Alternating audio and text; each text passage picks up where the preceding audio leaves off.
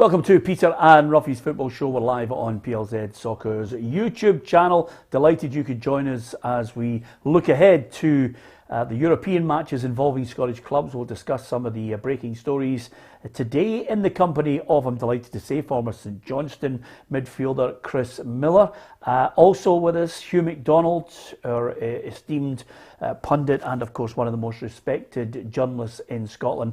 And alongside Hugh is arrogant Alan Ruff, the man who just likes to tell us all how good he is at tennis and every other sport that he plays. So he's here as well. So I think I've summed everybody. I've summed them up. Well, of course. That's a midget partner. I know, exactly. So there you are. He's with us. That's what he's like every day of the week. Anyway, we've got lots to talk about, lots of opinion to get as well. And of course, there's a few stories which we've been discussing all through the week that you can give us your opinion on. If you download the PLZ Soccer app, you can hit submissions and record your message. Dare I say it, you could be on the show with your face there, offering your opinion if you're brave enough. We'd love you to do that. If you do, then we'll be sending you something special in the post. And we're already giving away, it's just behind you, Ruffy, at the moment. We should have elevated it. A Motherwell top. Last week we gave away a Sampdoria retro. This week it's the Motherwell top for the new season. And all you have to do is subscribe to our channel, or indeed post who scored Motherwell's first Premiership goal of the season, and we'll pick the winner on Friday and then move on to another new Premiership top in Scotland. So that's what's on offer. First of all, it's kicking off not too far away from now, Jablonec against Celtic.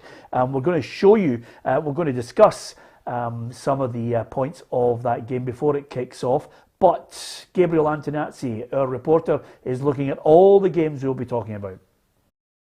4 Scottish teams are in action tonight across 2 European competitions, all of them aiming for the playoff stages. Celtic kick it all off at 4:45 with a trip to the Czech Republic against Jablonec in the Europa League, who finished behind old firm conqueror Slavia and Sparta Prague last term. Joe Hart is likely to start his first game for the Hoops as they look for manager Ange Postecoglou's first victory at the club, which is much needed after a slow start. St Johnstone face one of the biggest fixtures in their history against the might of Turkish giants Galatasaray, who lifted this trophy back in 2000, beating Arsenal in the final. It's the Perth Saints' 6th continental campaign in the last decade, but the hope is they're still underestimated by their hosts, so they can cause an upset. Down to the Conference League, and Hibernian are the only side to play at home tonight as they welcome Rijeka of Croatia to Easter Road in front of 5,500 fans. The Croats are top of their division, albeit after just 3 games, and they've not lost since mid-May, but the Hibees have started the season strongly. They are aiming for victory. And Aberdeen kick off last, travelling to Iceland to face Breiðablik at 8 p.m. Stephen Glass has managed to implement a more attacking style of play so far this season, and the Dons will be set up to win again, with Scott Brown at the base of the midfield and Christian Ramirez partnering the Jet up top. A huge night for the Scottish contingent then, who all have their eyes set on a playoff tie, whatever the competition. Yep, if you're in control of your house, good luck watching all those games. I'm not too sure you'll get away with it all, but we'll discuss those matches. And the first one of them is Jablonec against Celtic coming up. Give us your thoughts on that. Thanks to everyone for joining us. Matt Gunner, Neil Gray says, great to see the 2014 Saints Scottish Cup legend Chris Miller in the studio, which is great. Saints fans always like to see one of the legends. Of course, Chris did indeed hope to be dining out in that until Callum Davison scuppered his plans with a double winning team that will now be doing all the dinners from now on. Oh, absolutely devastating that. It's brilliant to see. Buzzing for Callum obviously and Steve McLean there, and hopefully they can do well tonight in the European tie. Yeah, absolutely. Okay, to Jablonec Celtic. They haven't really got going in their season either. It's a couple of games they've played, Ruffy. So what strength the Czech Republic can offer as a team to try and thwart Celtic, we do not know. But the one thing we do know is Joe Hart got on a plane, got out there, and he is starting for Celtic. Yeah, and he's put himself up there. He's not played that many games, but he's quite confident in his own ability to start the game, and I think everybody will be interested to see how he does. I think it's a massive boost for everybody in the squad. The goalkeeping position hasn't been particularly good this season, so it just gives them a wee lift. But I do think we're at the stage now they need some kind of positive result, and I just mean that I don't think they can afford to lose this one. I think even a draw will be something to build on. They weren't too bad at Tynecastle, you know, a couple of things maybe could have went their way, you know, the offside goal and things like that. So I think we're all just waiting to see, you know, what kind of reaction there is, and I think it will be positive tonight. Yeah, I think we can look at the actual lineup of the Celtic side to see exactly the way it looks. Hugh, Hart in goal, Ralston, Beaton, Starfelt and Taylor, Turnbull, Sorrow, McGregor, Abada, Furuhashi and Forrest. Well, he's really gone for it, hasn't he? I mean, there's no kind of element of Angie saying, like, you know, go there and get a draw or something. That's a really attacking team, a really interesting front three, and a real gamble, because with Hart and Furuhashi in particular, you don't know, you know, quite how oven ready they are. You know, Hart. I mean, you know, Hart's just literally thrown in. It shows the sheer chaos behind Celtic's recruitment of a goalkeeper, that, you know, somebody can just, you know, fly up, get on a plane, right, you're in the team, here's your gloves. This is how we tend to market corner kicks. This is how we, you know, it's very, I mean, even for a really, you know, an experienced international goalkeeper, it's a very quick transition into the first team. But it just shows you, I don't think Postecoglou is going to hang about. He's going for it. And as Ruffy said, I think they really need wins. I mean, I think they've got to win tonight. They've got to win on Sunday, because wins calms everyone down. Yeah. Just calms, the whole atmosphere calms down with a couple of wins. So I can see why he's going for it. Yeah, and of course, with the news that Celtic fans can fill the stadium for the return leg as well, he certainly wants to make sure he's got a positive result. Here's what he had to say ahead of this game. Tough game. You know, again, Czech teams are always very well organised. They're, you know, they're a big side. They're a physical side, and you know, I expect it to be a tough challenge. I think any time you play away in Europe, there are always unique circumstances you need to overcome, and I'm sure that'll be the case for us tomorrow night. Yeah, so always tough to overcome, but I get the feeling, Chris, they're like a work in progress, Celtic. It's not that they're playing badly. It's just that he's trying to get the bits of the jigsaw in while trying to get some kind of momentum and positivity around the club.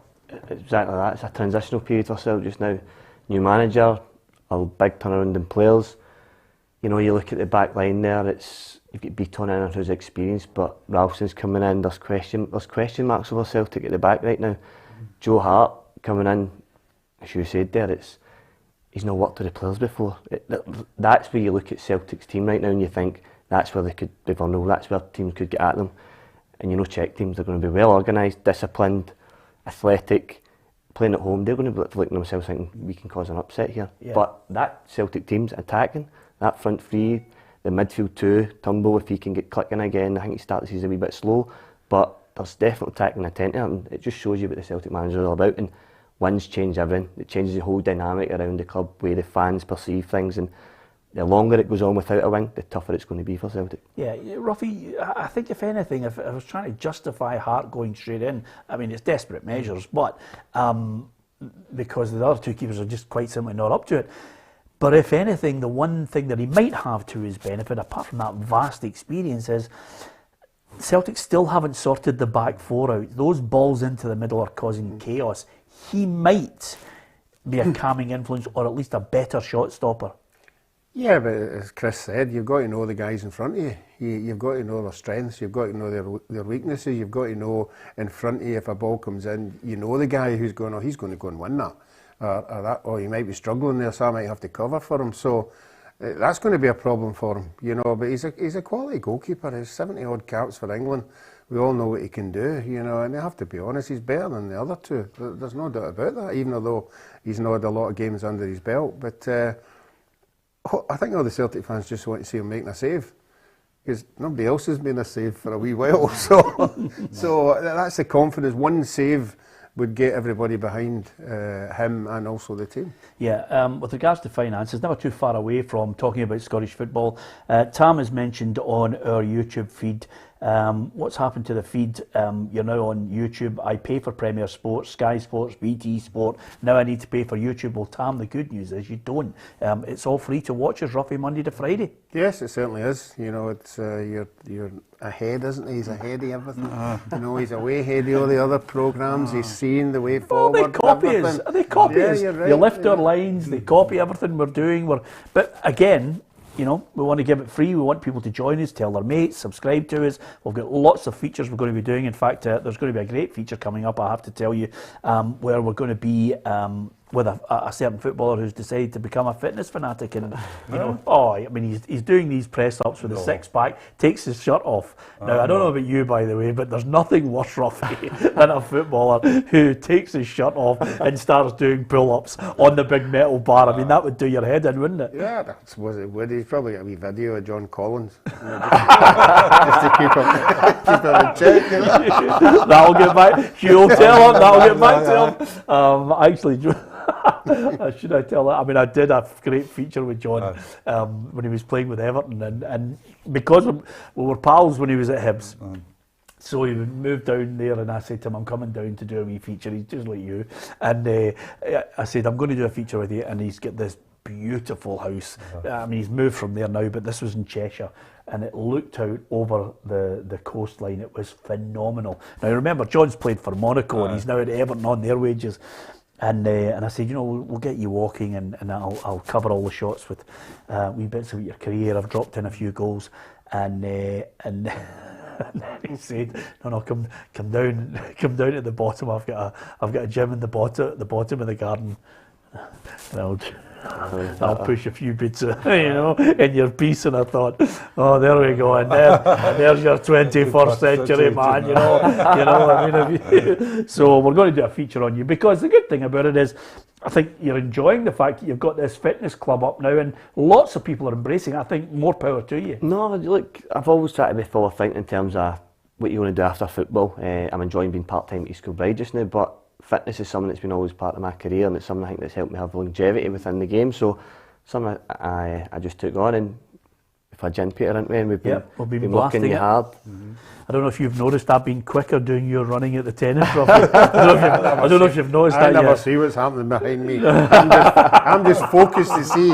I'm just focused to see if the ball's going to go in the net. Listen, that's what I'm focused all I'm focused on, Hugh, is if Chris can get me back into some of the mad tops I used to wear, I'll be delighted. And then you can dump your doubles partner. I can move up. Well, I can obviously. No, I can get into my old tennis tops as well. That's his task. To be perfectly honest with you, we started off talking about money, and the reason why I'm mentioning money is because, quite simply, Celtic are charging for the second leg, because they're going to have a full house. They're charging 19 quid for the second leg. Season ticket holders haven't got it in the books. I mean, come on, Hugh. Yeah. Come on, if Celtic fans are like that, I mean, you're ripping the back end out of it. We couldn't watch the team. We had to pay our season tickets. There was no money back because we played the Celtic card. If you're a real fan, don't ask for money back. And now, by the way, you're not on the season book for this one. Geez, £19. I know. I think that's a bridge too far. I mean, the great line about the last season was, you know, added value, enhanced value. You know, you could have. I think in this instance, very much. Thanks very much for paying your season ticket last year. Thanks very much for not asking for a refund. You'll get into the second leg of this match, and we'll say no more about it. Although, regarding the plot and enhanced value, if you're a Celtic fan, you'd ask for a full refund for last year, Ruffy. Yeah, I think every fan, you know, has got that in their locker. You know what they've put up with for the past year, as you say. A lot of them haven't asked for their season money back. That's the same with us at Partick Thistle. I think we only had 3 or 4 people. We'd actually fans want to buy tickets for people who couldn't afford it. Yeah. You know, and that's what supporters are like. You know, all these clubs. So it is a bit of a hit when you think about it. You know what they've had to put up with for the whole year. It's a brass neck. That's what it is. And by the way, they're not the only club to do that sort of thing. But nevertheless, if you really want to give someone a gold medal in this Olympic year of all years, you give it to Motherwell. Because Motherwell have been an example to all, Hugh. Yep. Not only, giving people their season tickets for free, they're actually putting together. They've got a kind of some kind of slush fund, a Just Giving page where they've raised money to give season tickets to unemployed people as well. I know, it's fantastic. It's a great, really. Good lateral thinking way as well, because everybody benefits, because although Motherwell will not get the revenue of season ticket, they get bigger crowds, they get a sort of bigger atmosphere, and it's great for the people as well, because they go along, and it'll be no different from anybody else. Nobody knows that you're getting an unemployed season ticket. It'll be anonymous that way, and you're going along every Saturday or sometimes Sunday or midweek and getting a game. I mean, you don't Magnificent. actually have to come up with a PR for it, because you just sit there and wait for everybody to say, well done. That's what it's all. That is the essence of football. It's engagement with the fans. That's what we all talk about all the time. And I think over the past year, what as players have missed is working out in the stadiums where there's fans. It's empty. It's training games, and you see Motherwell on Twitter. You see what they're doing. Their media team, what they're putting out, how they're getting the players to buy into it, engage. It seems like a real club with a sense of community, and you can only applaud what they're doing over there. Yeah, first class. Listen to your old side, St Johnstone. What was the best European result you had? I think it would have to be the Rosenborg away game, where we won 1-0, went over there. They had, a couple of years ago, had been in the kind of quarter-finals, semi-finals of the Champions League, and although when we were in the same team as back then, they were still, they were a big name. And we remember it well, the training, the warm-up before, could just tell there was a sense that they took us lightly, and we played really well when we came back over, and that was Stevie May's first game. The second leg, we drew 1 each and we'd get through. But even the Turkish game against Skirispor, with the whole kind of clubs came together, and they've still got, I saw a picture of Steve Brown the days with the supporters are there, that are kind of, whoever it may be, their delegate, and they're exchanging strips. So there's always been connection there, and I think the Saints fans, and that's what I'm really disappointed about, but they can't get to these games, because whenever they were away and they travelled, you saw them and they supported the team, and off of the back of winning the cup double, it's an absolute, another kick in the backside for them, you know what I mean? It's a sore one to take, where they can't get away to see their team, where it's been one of the most successful years, in the most successful year in their history. So it's a sore one for them, but it's another brilliant European tie for them, and I'm looking really forward to it. I think you can't underestimate this St Johnstone side and what they're doing right now. They've got a great sense of, I think, team. They've got good young players. They've got a good mix of experience. I think David Witherspoon, Michael Harron start the season on fire, and I think they two will be key, because they've got to watch tonight in terms of transitioning from not being too open, but having that transition from defence to attack, where they can actually maybe go and try and hurt Galatasaray. But it'll be a great task, a great team to be a game to play in. Yeah, absolutely. I mean, Galatasaray have made 4 signings since they were thumped by PSV Eindhoven. But as far as underestimating St Johnstone, I think the Saints manager Callum Davison is hoping that's the case. See what can happen. It's a tough tie. We all know that. They're obviously signing players just now, so they're a big team. They're a big club, so we can only try and put a good performance in. Hopefully they kind of underestimate us a little bit and don't think too much of us for the game. That's the best way to go in as underdogs. We are the underdogs, really, so we have nothing to lose. We've just got to go out and perform. Yeah, here's hoping they do perform. The PR guy at St Johnstone's clearly lost the plot.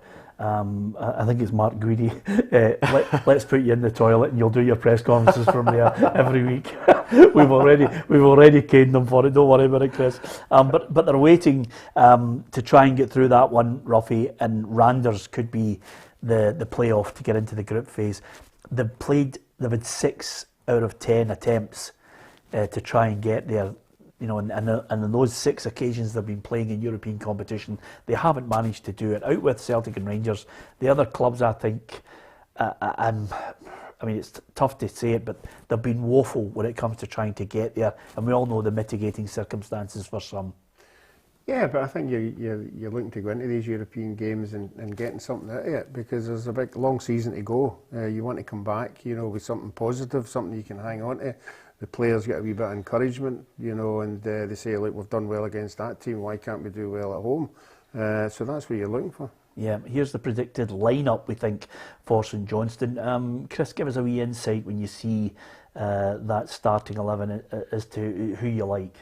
Well, look, the back 3 and goalkeeper, I think, pick themselves. I think Xander Clark is, for me, one of the most promising up-and-coming goalkeepers in the country. If you look at just now, outside of the likes of the guys at the Scotland national team, he's next in line. Kerr, Gordon, McCart, good players. Rooney's the kind of talisman for that team just now, like obviously scoring in the cup finals all the time. But Muzz, Liam, good experience, behind the left. But for me, Witherspoon is the key. I think McCann playing off the left. I don't know if he'll go. I think he'll be a bit more central. Yeah. And Kane and Witherspoon will play off the side, like kind of 2 or 1 up top. But I like the look of the team. I think it's got a bit of everything. And in these games, when you're away, it's about being hard to beat first and foremost. Don't give in away early in the first 10 minutes. You know that Galatasaray are going to come at you. throw everything at you, and the longer the game goes, you frustrate them. But they've definitely got quality in there, and you know what they've got as well? Got good legs. Chris Kane up top doesn't stop running, and he'll be a good outlet for them. Yeah, it's funny you saying that, because I met Xander in the supermarket, Ruffy. I know you like to meet other people in the supermarket, but I meet footballers. And he just said to me, I mentioned that point that you thought he might have had a wee shout for the Scotland camp, and he said, no, I didn't think I was going to get there. He says it was nice getting the compliments because I didn't start well in the season, he says, but the second half of the season I really come on to a game. I thought in the whole year he justified getting at least third. You know, obviously the boy McLaughlin get in, and I don't know how many games he played for Rangers throughout the season, but it wasn't anywhere near the amount of games that he'd played and the form that he was on. So if I was him, I'd be upset I never got a third shot because of the season that he'd had. Okay, what do you think for this one? Is this as I suggested yesterday, Hugh, everybody behind the couch and just start watching it like that? It's difficult because although we know Galatasaray were pumped by Eindhoven, if you look at the size of the club, if you look at the quality there, if you look at the resources, they have a bad result, they bring in four people. The thing I'm hanging my hat on is Callum Davidson, funnily enough. Yeah. Because I know he's a top class coach. I know there's been for right few, last recent years, there's been whispers about him all the time, about how good he is coming through, like you would get with a player coming through. Did you think that when you were there? Definitely. Let's see, first and foremost, as a player coming back, he was still quality, and one of those guys that you'd always go and speak to for advice. And then, obviously, as assistant to Tommy, his training was always brilliant. He demanded intensity. Demanded that you worked hard first and foremost, but have a laugh as well. It wasn't a case of you have to do this. On the training pitch it was, but you have to have that camaraderie, and he's an intelligent guy. He's a very intelligent guy. Yeah. And I think, if you look at it, the Scottish Cup run was really predicated on winning at Ibrox. That was the crucial result. And St Johnstone were really cute that night. I mean, St Johnstone that night, played to the utmost of their ability. They used everything that they could use, and they actually, in many ways, really stymied Rangers that night. And then when push really came to shove, they showed composure and belief in extra time. Yeah. So I think that every bit of that spirit will be needed tonight, because, quite frankly, they'll be technically inferior tonight. I mean, that's a fact. Criticising anybody else. Galatasaray are a team with a pedigree of winning Turkish leagues and getting into Champions League, so that's the fact of it. So they've got to play right at the top, got to have the right game plan, which I think they will have, and they'll have to have a bit of luck as well, Peter. Yeah, fingers crossed that they can get something positive to keep it alive for the return leg as well. So on that basis, that's St Johnstone. And I was just about to mention, you were talking about people who do other sports. What makes it even worse about Callum is he's great at every other sport as well, isn't he? I mean, he just rip your head. He's a Billy sportsman. Golf is unbelievable as well. It's just like anything he does, he's good at it. I'd heard he's good at tennis too. He's Andy Murray's ex-babysitter, so he's learned for the best, you know what I mean? Yeah, absolutely. Maybe Andy learned for him, who knows? I think he's scratch golfer, isn't he? I think he set the record, the new record that Dunblane knew. At one point, I think it was either golf or football. He had a choice to go. Yeah. Well, Gary McAllister was like that. When he was growing up in the village where I was brought up with Ruffy, he was great at all sports as well, and he could have been a professional golfer. So, and talking of Rangers, we will discuss Rangers and the situation they find themselves in at the moment. The battle that's going on with the SPFL, that's coming up. You can give us your tuppence worth on it as well. Some Rangers fans I've noticed on, the information we passed on to me, because I don't really read any of the boards or the Rangers, Celtic, fanzines, all this, but some people saying that people are missing the point with the SPFL war. Well, we'll discuss that. I don't think anybody's really missed the point on this programme, but you can give us your point of view on the war between Rangers and the SPFL. Next up, I'm going through to Easter Road, Ruffy, because quite simply I like to go to games and watch them rather than just sit in the Partick Thistle director's box and have some food. Yeah, absolutely, have meals. So I'm going through to your old club. They're still playing at Easter Road, by the way. I just thought I'd tell you that. Let me know if my Hall of Fame pictures just as you go in the door when you go up the stairs. It's a massive they're still that there. size, you But can't can I miss just it. say something? It's a better Hall of Fame picture than the one you've got at Firhill, Yeah, because you look as if That's you're Dorian artist. Gray after a night out. That's an artist. That's, you know, what do they call it? These artists that have the. Doesn't it look like you? A caricature. Aye, something like that. Yeah, abstract. An abstract. Yeah, that's exactly it. You look like a deer.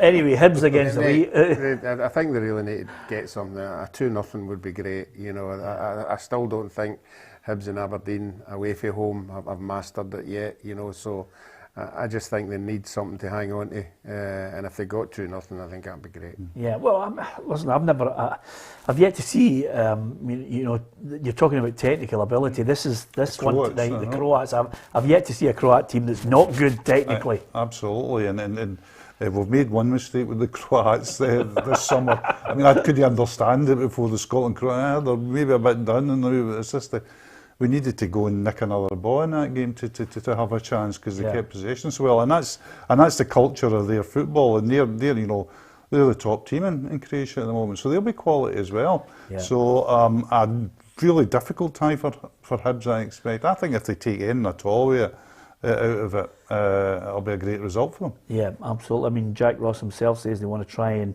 as Ruffy mentioned there, try and get a good result from the first leg. I think everybody acknowledges that going away from home is a more difficult challenge, both domestically and in Europe. But nothing will be determined in the first leg, usually. So I think it's important that you go there with a chance of winning the tie overall. But certainly for us being at home, we want to take advantage of that and believe that we've got enough in the group that we can do that and we can take a positive result to Croatia. I think he's been sidetracked, Chris, constantly by the obsession with everybody, as you would do in the media, talking about Josh Doig. And he's constantly fielding questions about that. It's dragged on and taken the focus off this, which is such a huge game, because you know, Bohemians or PAOK are waiting in the playoff.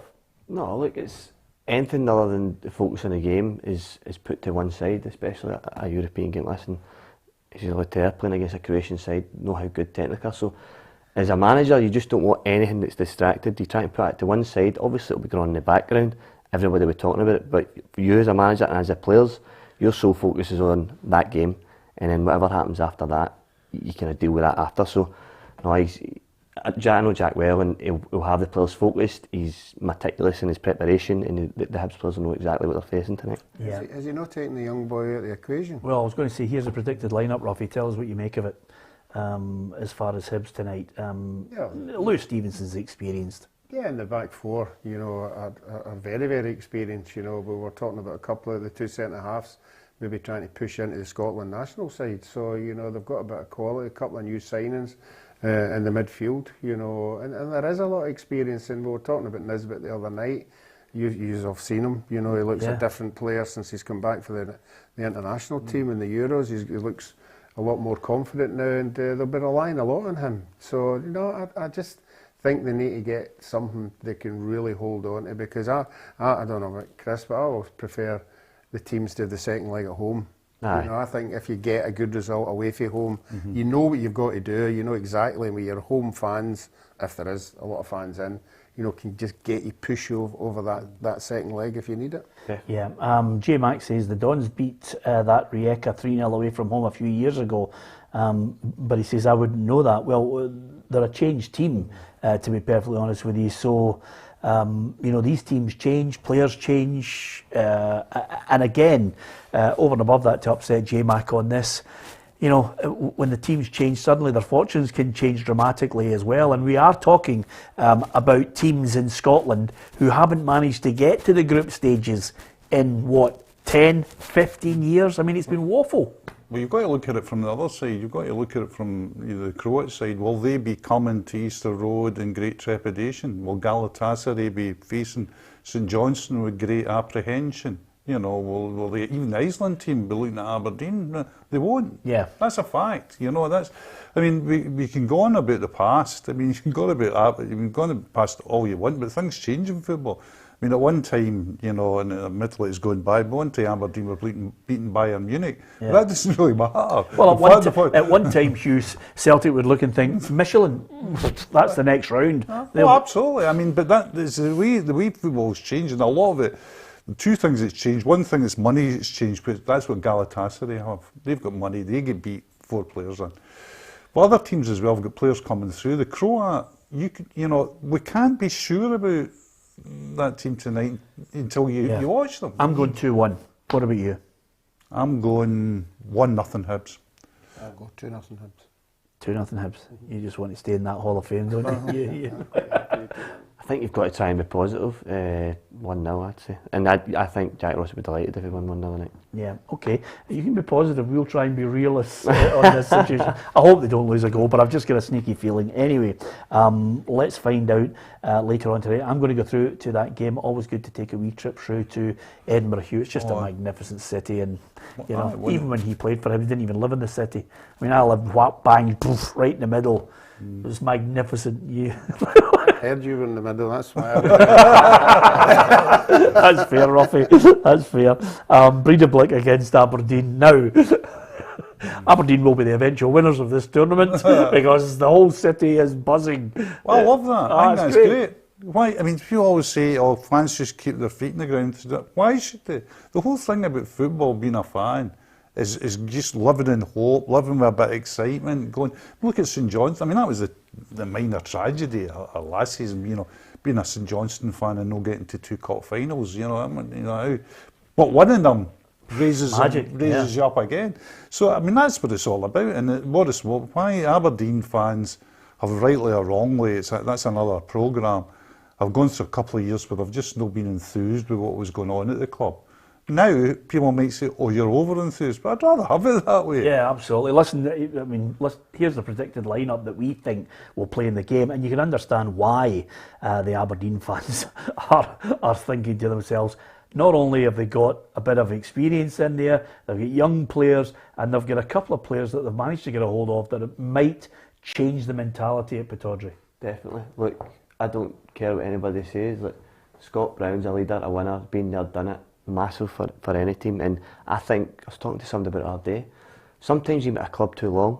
Sometimes you become just a mainstay, a part of it, and I think Scott Brown will get a new lease of life by moving to Aberdeen. It'll kick him on again. Johnny Hayes, I think, is a quality player, but that front three, there's quality throughout it. You've got, as you say, good blend of youth, experience.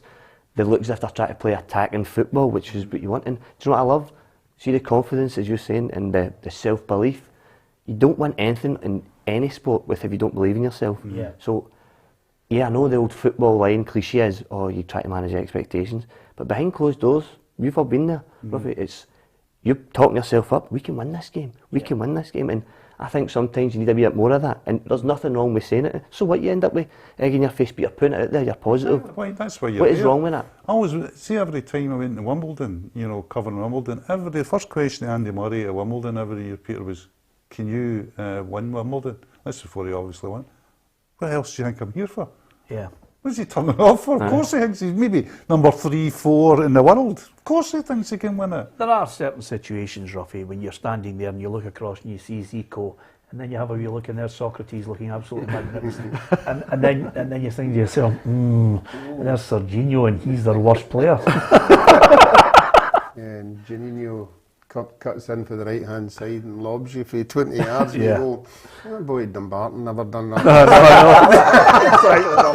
Just out of curiosity, and I know it's tough to remember, right? But what was in your head? I mean, In my head, I love that's Chris going, it, no. positivity. What was going in your head? When you're in The goal. When you're in the that tunnel. goal. Oh, the tunnel. Yeah. Oh, the tunnel.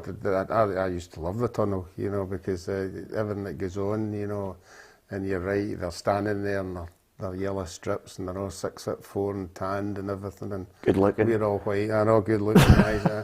And no, but you said that you got to believe you can beat them. Yeah. And obviously with David Neary scoring, we went, "Oh, here we go, here we go, this is it, this is it." And then they started running. Honestly, they were just walking about. They were just keeping possession, and it was a beautiful, humid night, and they were just strolling about, and then we scored, and then that was it.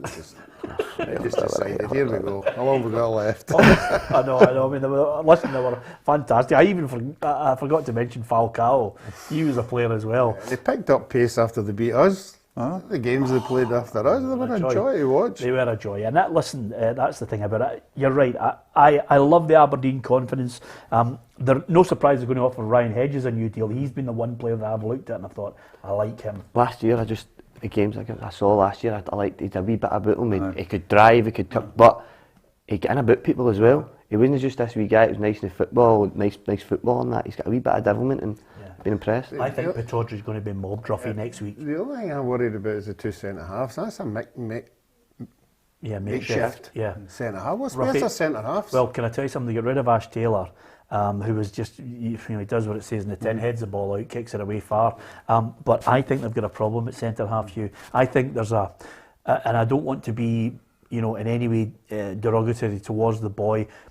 I think there's a sentimentality around Considine, but I think they needed to look and say to themselves, we need a new partnership there. Yeah, I think it's fair to say Considine, is creaking a bit. I think Glass will be looking at him more as a squad player, somebody who's great to have about the place as well, but not at starting centre half. And is McCrory the starting centre half either? I don't know. Would you play him maybe holding midfield preferably? I don't know. Yeah. But they certainly need a commanding centre back in. Yeah. Well, according to Andrew Considine, they've got a good balance in the side for this match. Very pleased. Yeah, absolutely. I feel that we've got a really good balance in the squad, and I think that obviously we were meant to have 4 games in pre-season, only managed 2. And regardless, I felt that even the first game in Hacken, I thought we looked really, really strong. I thought we looked sharp. Yep, absolutely. Good luck to Aberdeen. Get a good result in that one, and then all roads lead to Pittodrie, and they're hoping the council will give them the chance now. Obviously, from Monday the 9th onwards, great timing to get Aberdeen absolutely, and Pittodrie just bursting at the seams for that game. I think the fans will really get behind them, and of course, most of the Dons fans now, after a couple of games, are chanting Scott Brown's name. We mentioned there, we're talking about Rangers. We're going to talk about the issue.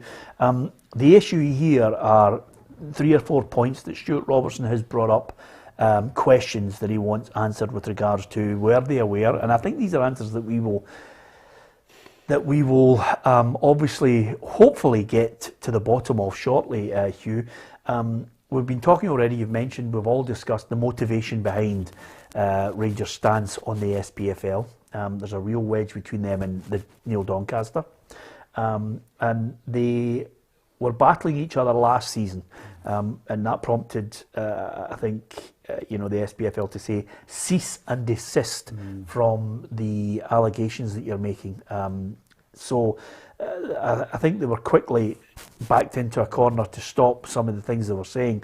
This season, it started off, we could be in a situation where we're looking to lose the sponsorship deal with Cinch. Now, if that happens, I think all hell lets loose here, Hugh. But Stuart Robertson points out he may be not happy with the overall deal, but one of the things I'd like to know is, were the SPFL aware that Rangers would look at this as a conflict of interest between Douglas Park's car company and Cinch, and were they aware that there would be an objection on the way? That's the smoking gun, Peter. I mean, that is if Doncaster, Neil Doncaster, has been told by Rangers that they won't countenance this.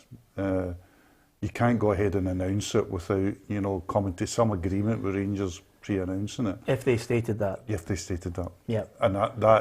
And if they stated it doesn't just become an SPFL problem, which it is at the moment, it becomes a Neil Doncaster problem as well. It's obviously, it puts him in a target on his back. Yeah, can you bear in mind what's going on? And I'm not a judge on this, and we're observing the situation, offering us tuppence worth on it. Do you imagine he would make that schoolboy error? I can't. I could be completely wrong. I mean, he could have had a day where, I don't know, he's just not operating it. But one thing about Neil Doncaster, I mean, you've got to remember, in the fallout over Dundee vote, the fallout over the curtailing of the season, there was 4 separate inquiries into that, Peter. 4 separate inquiries. There was an SPFL inquiry, there was one by Deloitte's, There was one by lawyers, and then there was one ordered by the Court of Session, and not a finger was laid on Neil Doncaster on that. Not a finger. They went through all the emails, they went through all the texts, and they couldn't lay a finger on him. So it would seem to be a stretch that something that would be as pretty straightforward as me, you know, and I'm not an expert in it. If somebody came to me with a deal and says, here's your deal, and they came back and says, we can't throw that, we can't put up with that. It would seem to be an obvious step to saying, well, hold the process, you will have to get this worked out before we announce it. And I'm an ignoramus. Yeah, the only thing I would say that might be in Rangers' favour, and I'm not talking out of school here, is when we did the deal, Ruffy and I, for the commentary, the communication was woeful. One hand didn't know what the other one was doing. That's the one thing that I think I am reluctant to give a definitive this way or that way on this. I think Stuart Robertson may well be making valid points once they get to the bottom of it and once they get to the email chase to see where it all links up, then, you know, it's going to come out in favour of one or the other. But I thought the communication, I mean, Ruffy, you only had to listen to me and us trying to get to grounds, get the deal that we'd bought in place. We were well into the season. Yeah, and we were obviously upset when it all went a bit pear-shaped, but that's the way these kind of people work, you know. But if we've learned anything from them to now, anything that was questioned about the SPFL, it was lawyers. It was by the letter of the law. It was whatever was in that rule book. Yeah. That's what they hit everybody with. Now, that's why I'm surprised that this deal, you know, that rule's there for everybody to see. I cannot believe that the way they work, you know, with the lawyers and everything, that they haven't said to this sponsor, look, there might be a wee problem here with Rangers, you know, but we won't know that until the sponsors actually come out and say, oh, we knew there might be a bit of problem, but we're quite happy with the deal. If they go the other way, you know, then what Rangers have done is they've thrown it out to all the other clubs, hoping that there'll be enough clubs who are thinking the same as Rangers to say, right, things need to change up there. And it's just moving it on a wee bit more. Well, I think there needs to be a clear out at the SPFL, but not motivated by anything that Rangers are on the attack with. I think they need a change of mindset. I think they need a change of their attitude, their greed, their you know, people in their little cliques with each other. That's why I think there needs to be someone that takes into consideration the benefit of all in Scottish football. But this one's going to rumble on, and it's quite poisonous, as has been the last couple of years. We'll wait to see how it all pans out, and then we'll get the definitive on whether we go forward with the sponsor or whether we're looking for another sponsor in the game. If that happens, I think we'll just be the laughing stock again. I would mention to everybody, thanks for your comments on YouTube. The majority of people are actually putting some very valid points across. If you use a foul and abusive language, we will ban you, and you only have to look at today, great news from the police in the UK, saying that they have apprehended 11 people who were abusive to some of the England players across social media. I think we are racing fast towards a situation where anyone who's on social media will have to use their passport or their driving license and their real identity. And I think that's great, because what it will do, it will, I think, not eliminate completely, but what I think it will do, Chris, is it will take away the morons in life who think it's A-OK to abuse anybody, whether they're black, whether they're gay, whether they just don't like them and they think, I don't like you, so I'll be abusive towards you. And I think that day is coming soon, and I'm well up for it. Totally. And social media, I think, is a great platform, a great tool for people to interact with sports stars, whoever it may be that they follow on Twitter, and they can get a response and they can get an insight into who there is people, what they do day to day. Everybody can take a joke and a laugh, but when it oversteps that line, there has to be comebacks for people. There has to be people getting pulled up, because that's not right, it's wrong. And as you're saying there, having identification processes in place that tells you exactly who you are on your social media is the only way forward for me. Yeah, absolutely. And hopefully one of our researchers and our journalists try and manage everything across the social media. So, young Calvi, you're next for the chop for the language you're using on the feed at the moment. But we'll try and get to as many as possible so we can get the 99% of the decent people who are actually on it offering their opinion on their team.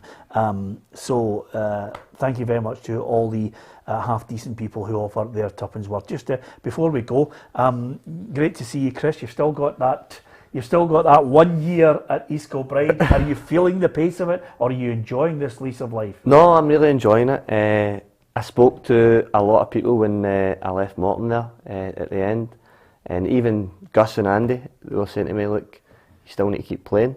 I think once you lose that fire in your belly, that kind of drive to get up and put your body through a bit, do you know what I mean? I'm 38 now, I'm no spring chicken, I know that, but I still feel I've got something to offer. And when Chris Aitken and Stephen Aitken got on the phone, then I was delighted to go. It's a good project over there. They're ambitious. They want to go to the next level. They want to get into the professional leagues, and we've got a good side there. It's not been the best of starts for us, but we're playing some really good football, and that's what I enjoy. We're trying to play back to front through the lines, and we've been decimated by injuries. I think we played the Celtic B squad, and we had 7 or 8 players sitting in the stand. And any team you take, there was about 7 or 8 starters, you take out any team, you're going to struggle. But we'll just try to stick to our guns, and I'm really enjoying it. Yeah, well, we wish you well. I know that obviously he's got a big project, Ruffy, to try and get me into shape. He's wearing my shorts, and if I can get back into them, I'll be delighted. I'll be delighted.